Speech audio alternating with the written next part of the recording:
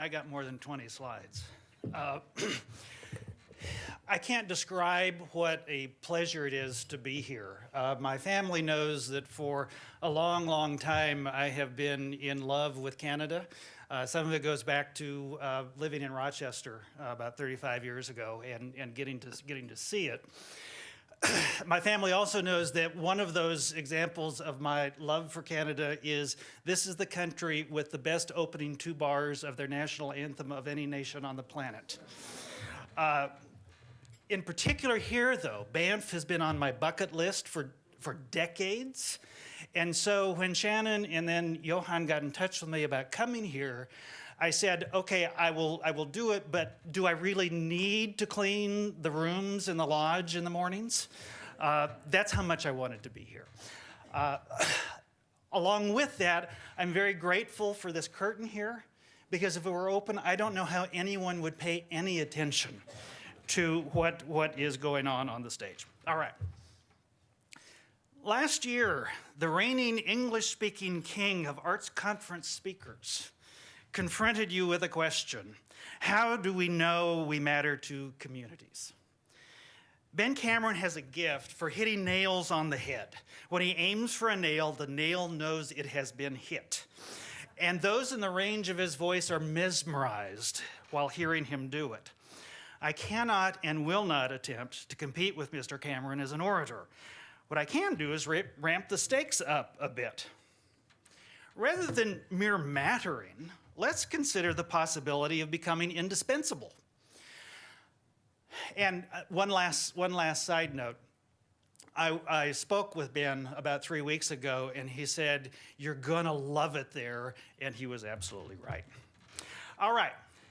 How many of you here believe in your heart of hearts that the arts are indispensable to your communities? We're gonna make this a rhetorical question. How many of you believe here in your heart of hearts that the arts organizations for which you work are indispensable to your communities? In some places that might be a little more difficult, but let's talk about a metric. If you went out of business tomorrow, who would care? Would there be outrage? Would there be lamentation? Would your community stand on the barricades, offering support against threats to your existence? Or would the person on the street even notice? Everyone who works in the arts industry believes that the arts are indispensable, that there is no need to make them so. And that is true. The arts are indispensable. However, when the arts is thought of as synonymous with the organizations that comprise the arts industry as it exists today, it's demonstrably false in any objective sense. Certainly one might argue that it's possible to be indispensable without public recognition of the fact, like, trace elements in our diets are indispensable. But that does nothing to serve the sustainability of the arts industry. Support only arises from awareness of value. It does no good to exist in functional oblivion, as in the unforgettable words of Fanny Bryce in Funny Girl, "I'm the greatest star, I am by far, but no one knows it." The community outside the arts is largely unaware of the arts' power. To be viable in any long-term sense, we need to be viewed as essential, indispensable, not merely nice. As long as we are an amenity, as long as we are nice, we will struggle to get the attention of a world that only has time for that which is understood as essential. When we engage, when we seek to serve the community good, we begin to gain traction as being necessary. That is the bedrock of indispensability. Midway through my teaching career, and I spent 30 years as a college professor, the U.S. cultural wars broke out a few blocks from my home in Winston-Salem, North Carolina, at the Southeastern Center for Contemporary Art, which is the picture that you're seeing. This artistic brouhaha, inspired by the art of Andre Serrano, Robert Mapplethorpe, and the NEA4, led to the near complete defunding of individual artists in the U.S. But what caught my attention during this time was the fact that no politician paid any price for beating up on the arts. And virtually no politician gained from supporting them. That raised for me a question. Why was there, among the general public, so little support for the arts? I believe that the fundamental answer lies in the disconnect that has developed between the public and the arts over the millennia since humanity began creating art together in community around campfires. Specialization of labor, where people had resources to hire bakers, cobblers, and musicians rather than doing everything themselves, caused artists to gravitate toward those who could afford to support them. Artists are not stupid. Over time, with increasing concentrations of wealth, the interest of the arts' financial supporters naturally became more important than the expression of the whole community.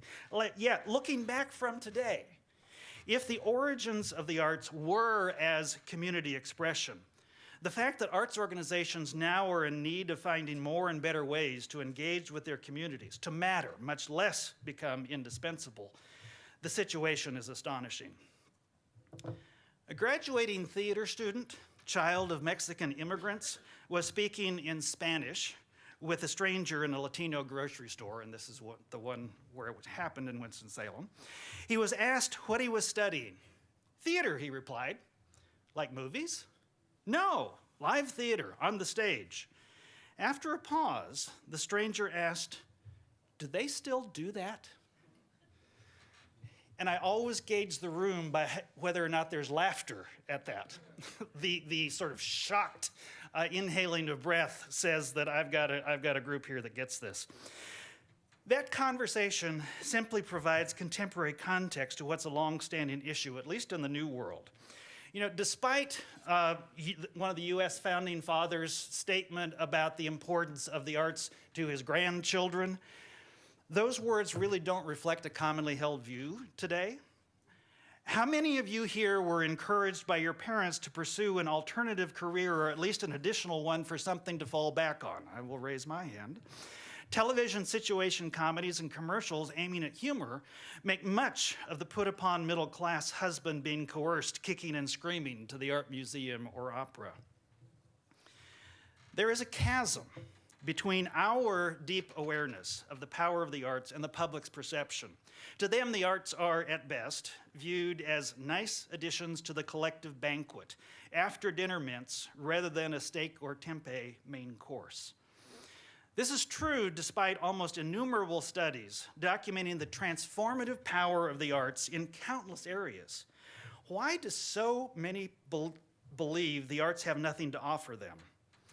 When I interviewed Jonathan Katz, CEO of the National Assembly of State Arts Agencies, for my book, he framed the answer in a way that set me back on my heels. He said, neither professionals or community leaders in the relevant disciplines nor the general public put sufficient stock in studies to alter policy. This disinclination to believe is rooted in unexamined assumptions that the arts do not touch the lives of more than a select few. In other words, people do not believe the stories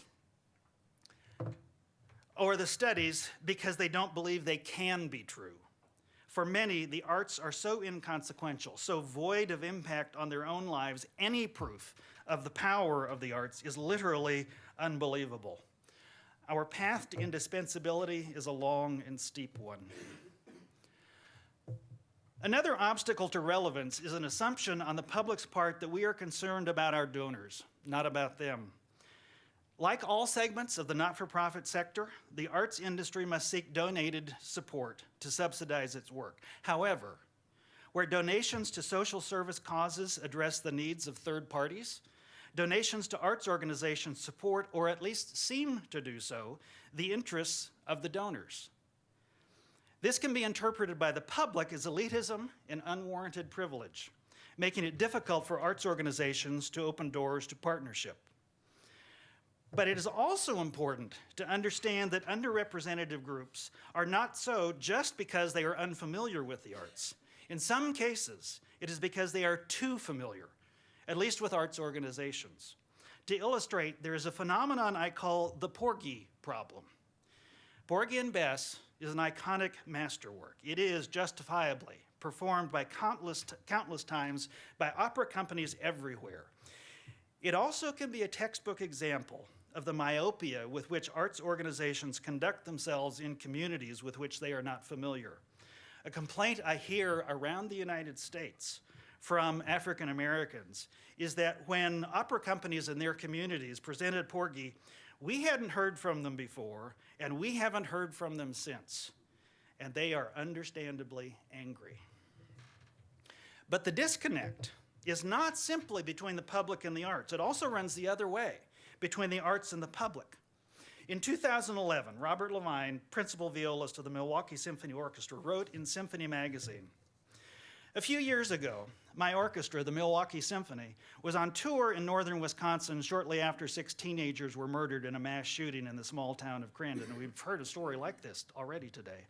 "We were 50 miles away and we had a night off.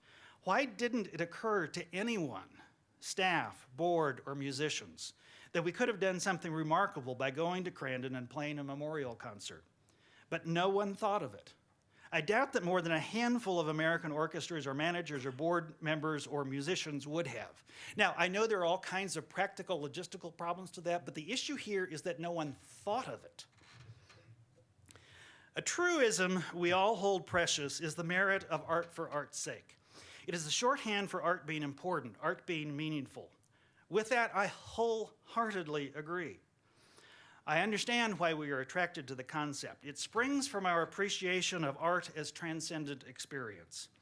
Beyond the secret handshake aspect of it, however, the real danger is that it has led some to lose sight of the fact that the arts provide transcendent human experience.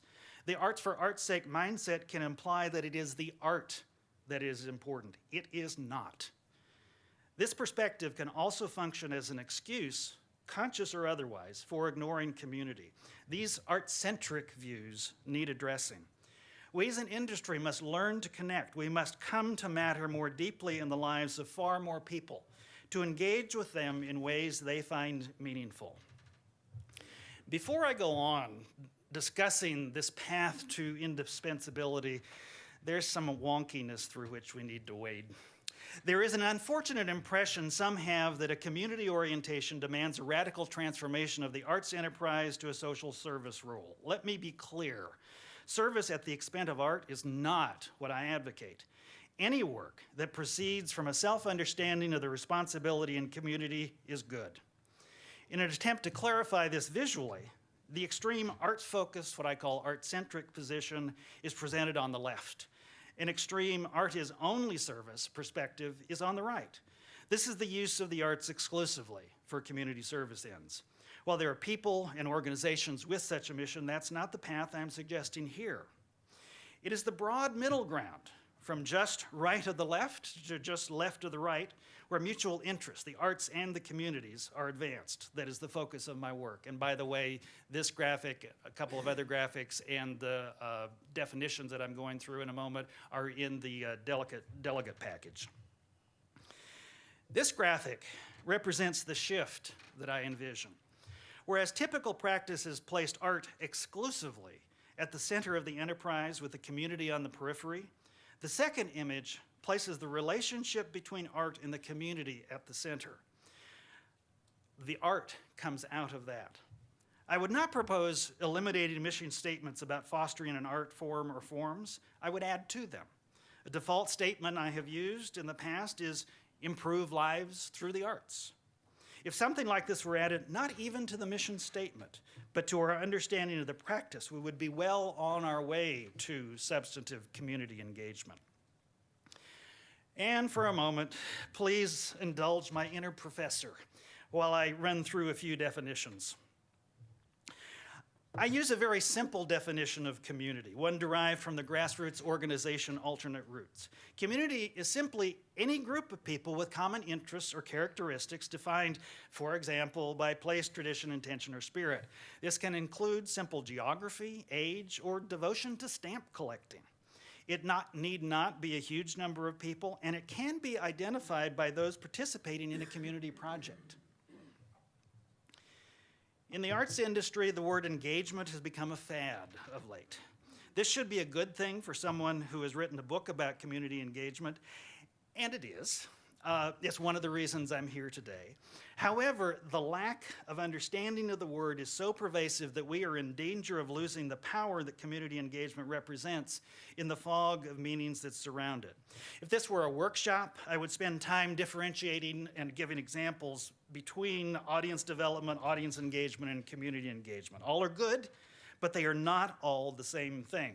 Since we are limited in time, let me simply present some definitions and attempt to highlight the differences. Audience development is a marketing strategy designed for immediate results. It's internally focused, this is art-centric again, and usually results in little or no change in the art's product. In contrast, the word engagement implies relationship. Audience engagement is still a marketing strategy. It's designed for deepening relations with current stakeholders and expanding reach over time. It's also internally focused, and it may result in new modes and venues of presentation and means of illuminating or explaining the arts to the public. Work is often developed, presented unilaterally. And typically, when you hear the word outreach, it's an example of audience engagement. Community engagement is a mission strategy. It's designed to create and maintain relationships with individuals and communities, many of whom may not be currently affiliated with the organization. It is dependent upon establishment of trusting, mutually beneficial relationships over time. The arts and the community are equal partners. The focus of community engagement is on the relationship. The art grows out of or is a response to the relationship. The desired end results are deepened relationships and expanded reach for the arts organization and healthier, more vibrant communities. And as an artist myself, I will say this will also open new horizons for artistic exploration. Interaction with new cultures enriches the palette in every art form. The first and most fundamental issue is in seeking indispensability is how institutional cultures can be transformed. The institution, and by that I mean at least the primary leadership, must believe that change is both necessary and right for the institution, for art, for the community. Until a critical mass of support for community orientation is on board, small progress may be possible, but no significant change will occur. It falls to the individual or individuals inside the organization who believe a shift is necessary to develop that critical mass. And as I go forward, let me also say, and I should say this, there are many organizations out there that are actually doing this, but the many that are actually doing it compared to the ones that think they're actually doing it is kind of an interesting ratio. I would say that with the theme of this evolution or revolution, for the organizations that are not doing this right now, this rethinking I'm about to talk about is the revolution part of it. In the Western world, since the time of the church in the Middle Ages, the unconsciously understood role of the arts establishment has been the production and/or presentation of art. This worked as long as costs were relatively low and support sources were sufficiently committed to the product to fund it. Today, both sides of the equation have shifted so much, increased expense and rapidly declining will or ability to fund a Eurocentric spectator experience, that an existential threat exists for the industry. The key to the future lies in a dramatic increase in perceived public value. This will impact all sources of support by increasing the potential for individual, corporate, and public funding. But the path to this nirvana runs through being valuable to people in ways far beyond continuing to do what we've always done. Fortunately, in practice, this transformation need not be as world-shaking as some might fear. The arts industry is not fundamentally a product presenter. Our true core business is as experience providers. For those of us in the not-for-profit arts world, that means experiences that serve the end of improving lives through the arts, including those that foster personal growth or social bonding and bridging in communities. It is the arts organization's marginalization from the broad public that is a principal hindrance to sustainability. We simply do not matter to many. And how do we come to matter? At the risk of sounding cute, we will come to matter by mattering. Communities must recognize what we do as meaningful, important, even life-changing to them, collectively and/or individually. To be seen that way, we must be and do things that make us so. In 2003, Ryan Fleur, the then new president and CEO of the Memphis Symphony Orchestra, in his first meeting with Memphis mayors, surprised everyone. Instead of asking for help from the city, he asked the mayor how the orchestra could help him and the city of Memphis. The mayor very nearly fell out of his chair. No one in the arts had ever approached him that way before. Mattering and indispensability begin with the question, how can we serve the interests of our community? The arts as a tool of service is not a construct with which many of us grew up. I know I did not. But it is important in engagement, and it's a direct path to relevance. Last year, Mr. Cameron presented the Trey McIntyre Project as an example of an artist and arts organization taking a community seriously. As he told you, in 2008, Mr. McIntyre moved his contemporary dance company to Boise, Idaho, about 1,100 kilometers straight south of here, a town of about 200,000. In almost uncounted ways, the project worked to be valuable to Boise, performing at Little League and college basketball games, community centers, the drive-in movie theater, and in flash mobs downtown. Like Mr. Cameron, I am particularly taken with a relationship with a local bar where drinks were created and named for the company's dancers. And there are apparently people who have drunk their way through the company. However, the substantive connections with the community were far deeper than that. They participated in monthly community, and not arts planning, but community planning meetings with the football coach of the state university, the sheriff, and the CEO of an internet company. They brought city community development officers along on their international tours to create for Boise new economic opportunities in far-flung cities.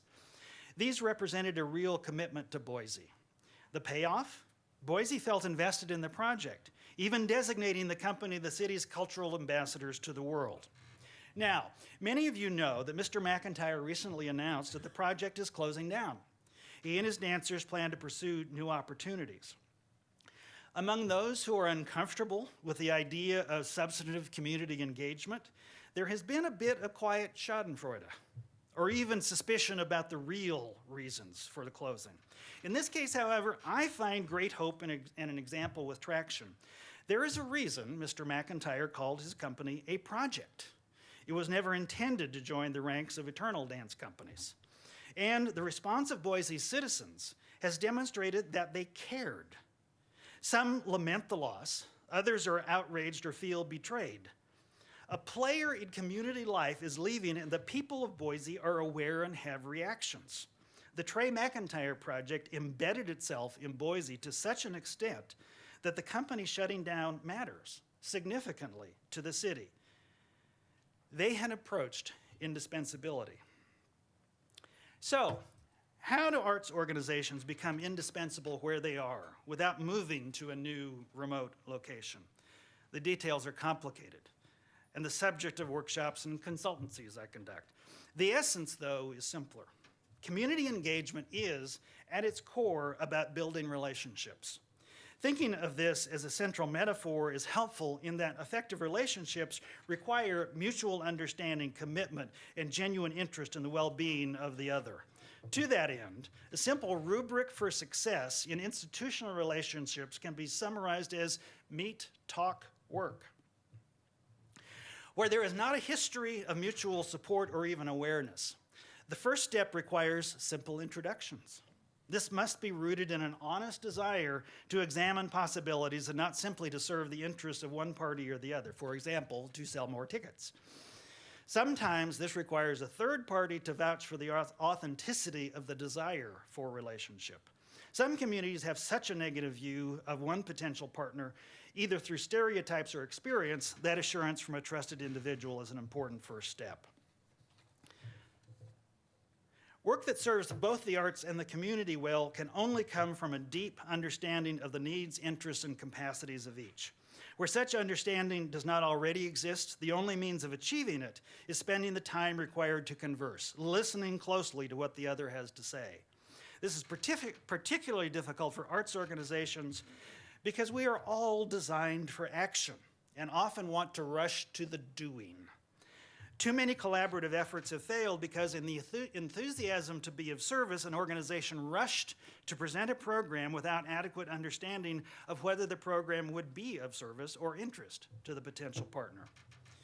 And then, when both sides have a reasonable awareness of the other, projects can be designed that are mutually beneficial. In the process of crafting events, it should be remembered that arts organizations are experts in the art in which they specialize and can suggest repertoire as well as production options. The community is expert in its interests and in processes by which it can be activated to be a valuable partner, and I'm thinking about the tickets versus the wristbands. Beginning with small efforts over time, trust can be built and examples shown to all that the ends are worth the time and attention required. Here again, our tendency to be action or event focused can cause difficulty. A key element of engagement is maintaining the relationships after they have been developed. Consecutive engagement, moving on from one community to another, puts us at risk of developing a reputation for one-night stands. To become indispensable, we must first believe that engagement with our communities is important and understand that new ways of thinking and acting are necessary. If the status quo is unsatisfactory, change is required. To believe otherwise is magical thinking. We must then reimagine the nature of our work, understanding that we have to build relationships with external communities and to nurture those relationships through a balance of our choice between making great art and serving those communities. Finally, we must commit to the training, adjustments, and activities necessary to be indispensable, acknowledging to ourselves that the process, like that of developing any relationship, takes time. This is a for the long haul enterprise. The path to indispensability is long and steep. The arts to which we in this room are dedicated are simply not a vital fact of life for many but the truest of true believers. If it were otherwise, funding, attendance, perceived relevance, and visibility, to name just a few issues, would not be the challenges they are. The arts have much to offer, and the benefits the arts represent are not now reaching nearly far enough into our communities. We as a society have made huge investments in an arts infrastructure that could and should be turned to a much broader public good. The arts and the communities in which they exist have inextricably connected mutual and vital interests. They represent for each other incredible potential for growth and enhanced vitality. To achieve these ends, we in the arts should not see our communities as a collection of market segments to be tapped in an effort to sell tickets or extend reach. Communities are not resources to be exploited in the interest of furthering the health of the organization or even the arts as a sector. It is from community that the arts developed, and it is in serving communities that the arts will thrive. It is not the arts that are central here. It is the community. The creation and support of healthy, vital communities will provide the justification for the expenditures of human and financial resources that the arts require. That is the one and only path to broad-based sustainable support, community relevance, and indispensability. Thank you.